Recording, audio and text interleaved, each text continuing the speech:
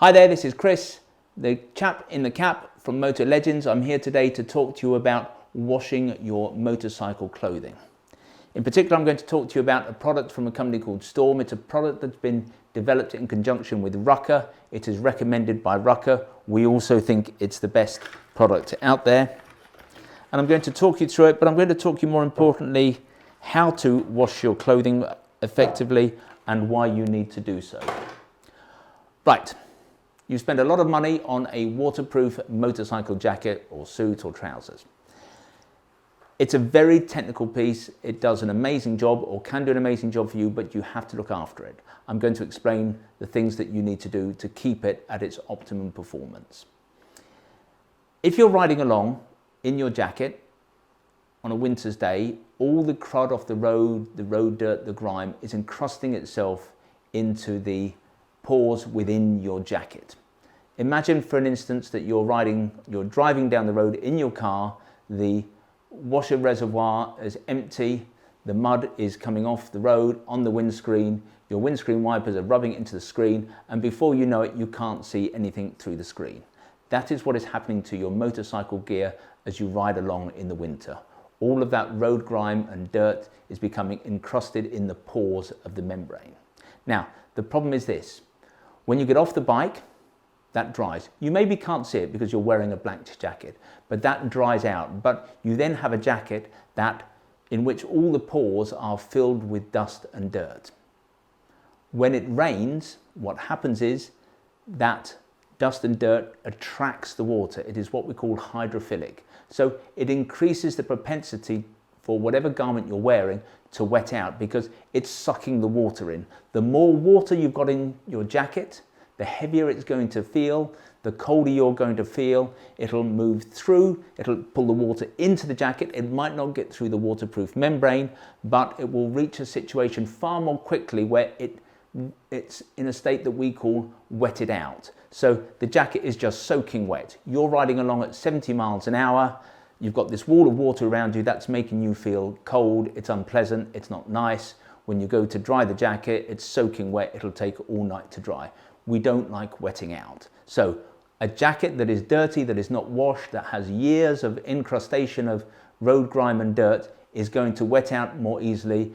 It's also going to stop the jacket breathing. So when you're hot in a jacket, you need the membrane and the outer fabric to be breathable so that you can sweat, so that your moisture from your body can escape. And if all of the pores are encrusted with road grime and dirt, that cannot happen.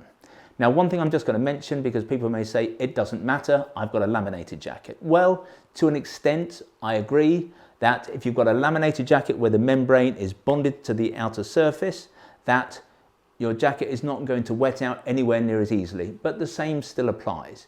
The more dirt you've got in the outer fabric of the jacket, the more water is going to be attracted into it, the less breathable your jacket is going to be, the more water it will hold, the colder you're going to feel. So the scenario I'm outlining, which is wetting out, is worse with a drop liner jacket, but it still happens with a laminated jacket. There's another problem that occurs if you do not wash your jacket reasonably frequently, and that is that the membrane on the inside, when you're sweating, it forms incrustations of salt on the membrane. So as it dries, the salt dries, but it sticks to the membrane.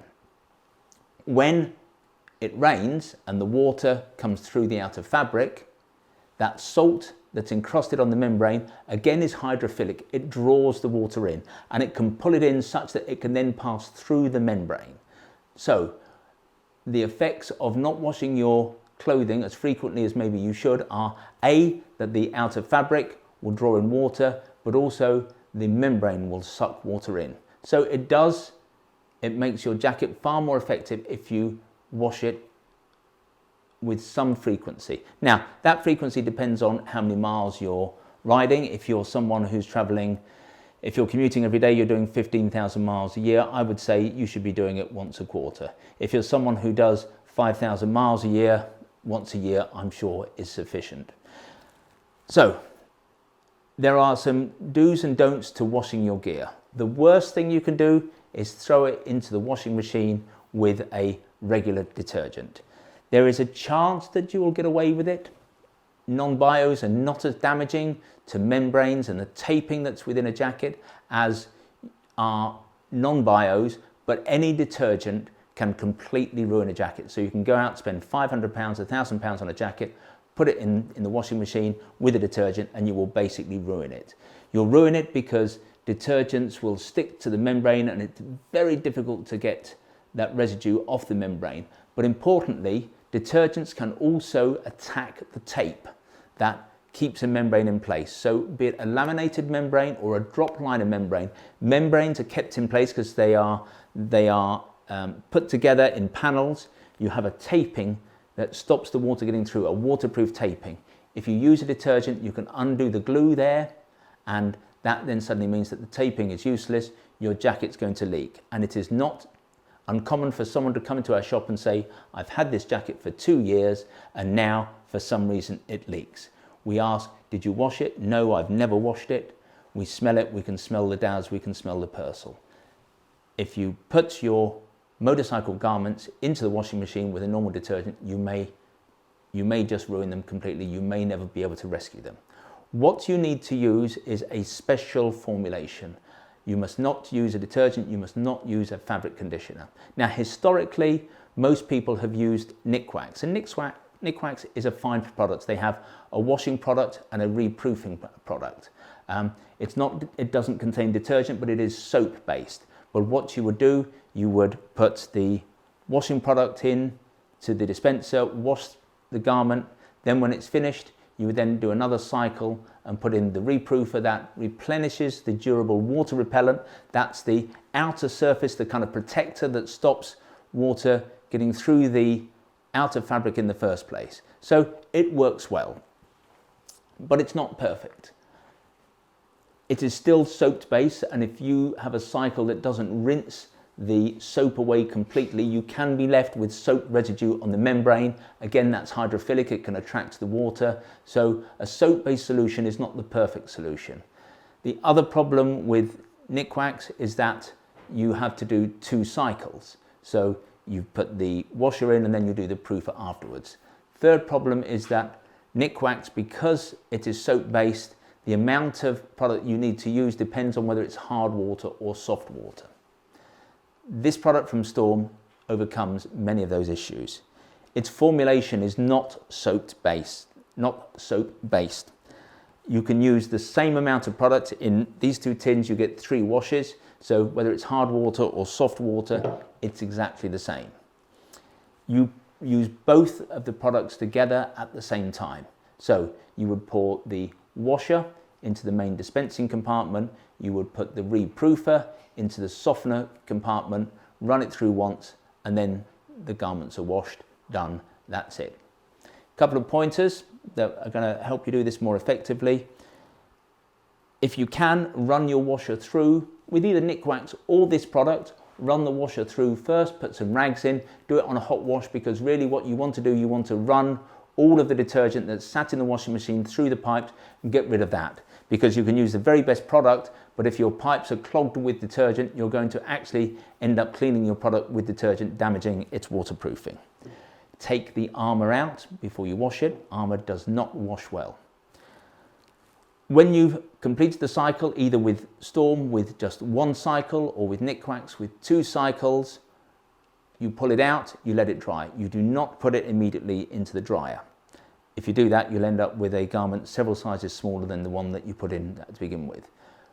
When it's almost dry, however, then you can put it into the drying machine. You want to put it in there for 10 to 15 minutes. The reason you do is that reactivates the durable water repellent. That is, again, that's the surface repellent that stops the water soaking in. It's that liquid that when you pour water over it, causes it to pool and run off. So that's an important layer in terms of preventing water getting into the jacket. If you use a bit of heat, then that reactivates the durable water repellent. People say you can do that with an iron. Personally, I wouldn't go anywhere near a technical motorcycle jacket or pants with an iron, just in case I got it wrong, I got the heat too much. You're pretty safe with a drying machine on any heat at 10 to 15 minutes. So that's how to look after your gear. You should be doing it more often than you probably are. It will allow your gear to breathe much more effectively. It will make it much more waterproof. It will cause it to last longer. We don't think you can do better than the Storm product. It's a single cycle, same in hard and soft water. It's very easy to do. So this has been Chris at Moto Legends. I hope you found this little extra interesting. If you want to know more about Storm and dozens of other products we do from Storm, cleaning and care products for leather and textiles and so on, and shoes and boots, then visit the website www.motolegends.com. If you would like to subscribe to our email bulletins, you can do that on the website. On the front page of the website, we have lots of little squares. We call them tiles. There's one there for subscribing. Do that, and then we'll send you all the information about our latest products as they arrive into the building. So that's a great way of keeping in touch with all that's new and exciting in the world of motorcycling. If you would like to receive your information videographically, then we would love it if you chose to subscribe to our YouTube channel, and you can do that on the subscribe button below. If you're so impressed with this product that you feel that you need to obtain some immediately, then you can click on the button up here. That will take you to the relevant page. You can read more about it, and obviously you can buy the product. So hope that's been interesting. This has been Chris at Moto Legends. Talk to you soon.